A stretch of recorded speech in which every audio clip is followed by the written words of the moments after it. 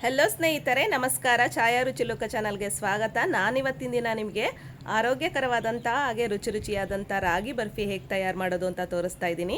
ಬನ್ನಿ ಪದಾರ್ಥಗಳನ್ನು ನೋಡ್ಕೊಬರೋಣ. ಅದಕ್ಕೂ ಮುಂಚೆ ನಮ್ಮ ಚಾನಲನ್ನು ಸಬ್ಸ್ಕ್ರೈಬ್ ಮಾಡಿಕೊಳ್ಳದೇ ಇರುವಂಥವರು ಸಬ್ಸ್ಕ್ರೈಬ್ ಮಾಡಿಕೊಳ್ಳಿ.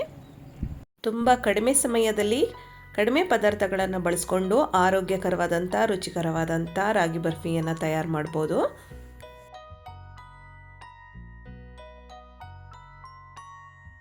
ರಾಗಿ ಬರ್ಫಿ ತಯಾರು ಮಾಡಲಿಕ್ಕೆ ಬೇಕಾಗುವಂಥ ಪದಾರ್ಥಗಳು: 1 ಕಪ್ಪಷ್ಟು ರಾಗಿ ಹಿಟ್ಟು ತೊಗೊಂಡಿದ್ದೀನಿ.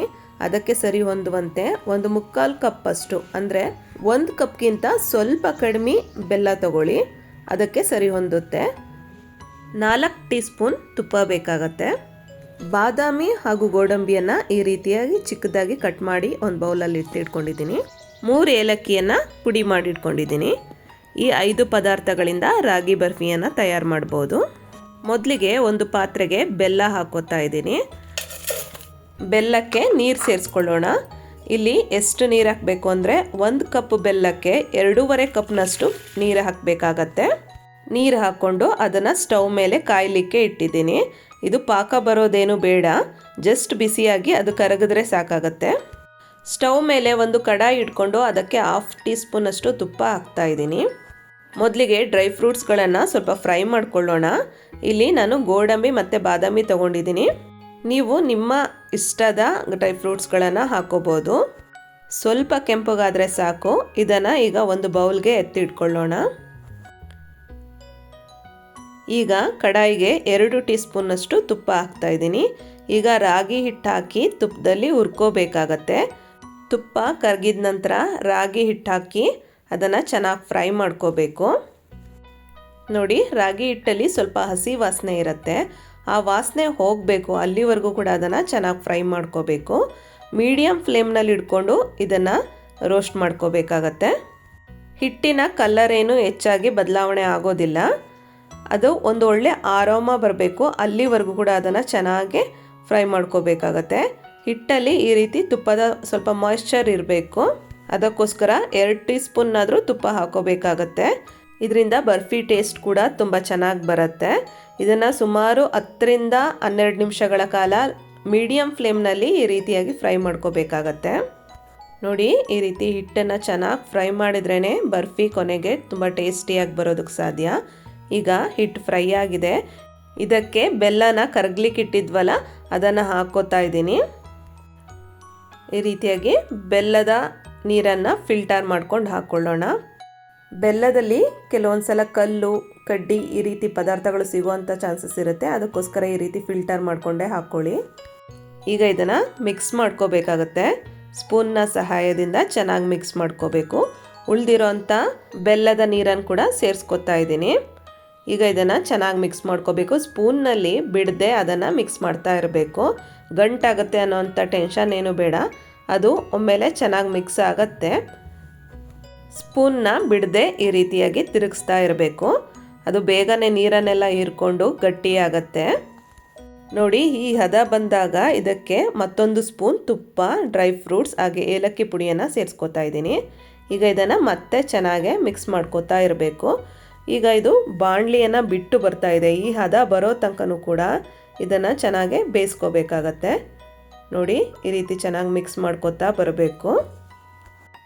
ಹೀಗೆ ಮಾಡುವಾಗ ಫ್ಲೇಮ್ ಜಾಸ್ತಿ ಇರಬಾರ್ದು. ಯಾವ ಸಂದರ್ಭದಲ್ಲಿ ಕೂಡ ತುಂಬ ಜಾಸ್ತಿ ಫ್ಲೇಮ್ ಇರಬಾರ್ದು. ಕಡಿಮೆ ಫ್ಲೇಮ್ ಇಟ್ಕೊಂಡೆ ಈ ರೀತಿ ಮಾಡ್ಕೋಬೇಕಾಗತ್ತೆ.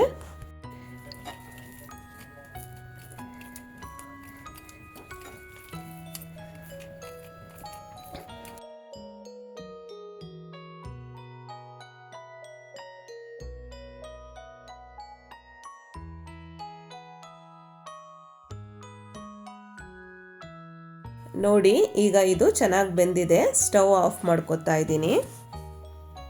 ಈಗ ಒಂದು ತಟ್ಟೆಗೆ ತುಪ್ಪ ಹಾಕ್ಕೊಂಡು ಅದನ್ನು ನೀಟಾಗಿ ಅಪ್ಲೈ ಮಾಡ್ತಾ ಇದ್ದೀನಿ.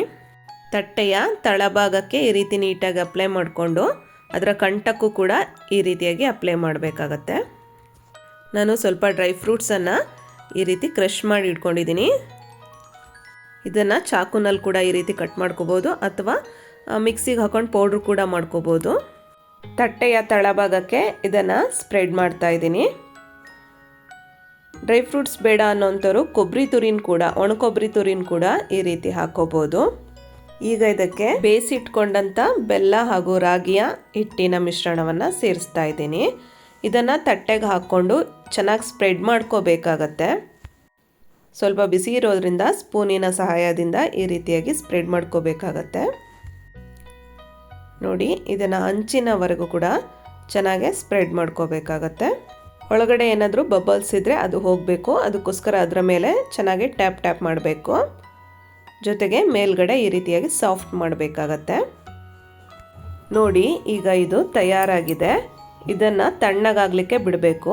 ನಾನು ಅರ್ಧ ಗಂಟೆಗಳ ಕಾಲ ಫ್ರಿಜ್ನಲ್ಲಿ ಇಟ್ಟು ತೆಗೆದು ತೋರಿಸ್ತಾ ಇದ್ದೀನಿ. ಈಗ ಇದು ಡ್ರೈ ಆಗಿದೆ. ನಾನು ಚಾಕುವಿನ ಸಹಾಯದಿಂದ ಈ ರೀತಿಯಾಗಿ ತಟ್ಟೆಯ ಕಂಠವನ್ನು ಬಿಡಿಸ್ಕೋತಾ ಇದ್ದೀನಿ. ಈಗ ಇದಕ್ಕಿಂತ ಸ್ವಲ್ಪ ದೊಡ್ಡ ತಟ್ಟೆಯನ್ನು ತಗೊಂಡು ಅದನ್ನು ಈ ರೀತಿಯಾಗಿ ಉಲ್ಟಾ ಮಾಡಿ ಅದರ ಮೇಲೆ ಟ್ಯಾಪ್ ಮಾಡಿದ್ರೆ ಅದು ಬಿಡ್ಕೊಳ್ಳುತ್ತೆ. ಅಂದರೆ ತುಪ್ಪ ಎಲ್ಲ ಹಾಕಿರ್ತೀವಲ್ಲ ತಳದಲ್ಲಿ, ಹಂಗಾಗಿ ಅದು ಚೆನ್ನಾಗಿ ಬಿಡ್ಕೊಳ್ಳುತ್ತೆ. ತುಂಬ ಚೆನ್ನಾಗಿ ಬಂದಿದೆ. ಈಗ ಇದನ್ನು ನಾವು ಡ್ರೈ ಆಗಿರೋದ್ರಿಂದ ಯಾವ ಶೇಪಿಗೆ ಬೇಕಾದರೂ ಕೂಡ ಕಟ್ ಮಾಡ್ಕೋಬೋದು. ಚಾಕುವಿನ ಸಹಾಯದಿಂದ ಈ ರೀತಿಯಾಗಿ ಕಟ್ ಮಾಡ್ಕೊಳ್ಳಿ. ತುಂಬ ಈಸಿಯಾಗಿ ಕಟ್ ಮಾಡ್ಕೊಂಬಿಡ್ಬೋದು. ಡ್ರೈ ಫ್ರೂಟ್ಸ್ ಹಾಕಿರೋದ್ರಿಂದ ರಾಗಿ ಬರ್ಫಿ ತುಂಬ ಟೇಸ್ಟಿಯಾಗಿರುತ್ತೆ. ಹಾಗೆ ಪ್ಲೇನಾಗಿ ಮಾಡ್ಕೊಳ್ಳೋದಕ್ಕಿಂತ ಸ್ವಲ್ಪ ಡ್ರೈ ಫ್ರೂಟ್ಸ್ ಹಾಕ್ಕೊಂಡು ಮಾಡ್ಕೊಳ್ಳಿ, ತುಂಬ ಚೆನ್ನಾಗಿರುತ್ತೆ. ಪ್ಲೇನಾಗಿ ತಿನ್ನೋದಕ್ಕಿಂತ ಮಧ್ಯದಲ್ಲಿ ಒಂದೊಂದು ಡ್ರೈ ಫ್ರೂಟ್ ಸಿಗ್ತಾ ಇದ್ರೆ ತುಂಬ ಚೆನ್ನಾಗಿರುತ್ತೆ. ನಂತರ ಸ್ವಲ್ಪ ಕ್ರಾಸಲ್ಲಿ ಕಟ್ ಮಾಡ್ಕೋತಾ ಇದ್ದೀನಿ. ಈಗ ಇದನ್ನು ಒಂದು ಪ್ಲೇಟ್ಗೆ ಸರ್ವ್ ಮಾಡ್ಕೊಳ್ಳೋಣ. ಎಷ್ಟು ಚೆನ್ನಾಗಿ ಬಂದಿದೆ ಪೀಸಸ್ಗಳೆಲ್ಲ, ತುಂಬ ಈಸಿಯಾಗಿ ತಕ್ಕೊಂಬಿಡ್ಬೋದು. ಇದನ್ನು ಒಂದು ತಟ್ಟೆಗೆ ಜೋಡಿಸ್ಕೊಳ್ಳೋಣ.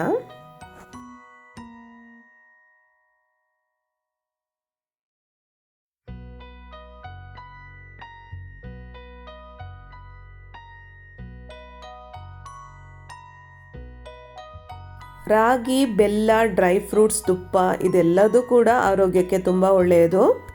ಮಕ್ಕಳಿಂದ ಹಿಡಿದು ದೊಡ್ಡವರವರೆಗೂ ಕೂಡ ತುಂಬಾ ಇಷ್ಟಪಟ್ಟು ತಿಂತಾರೆ. ಇದನ್ನು 1 ಅಥವಾ 2 ದಿನ ಹೊರಗಡೆನೇ ಇಟ್ಟು ತಿನ್ಬೋದು.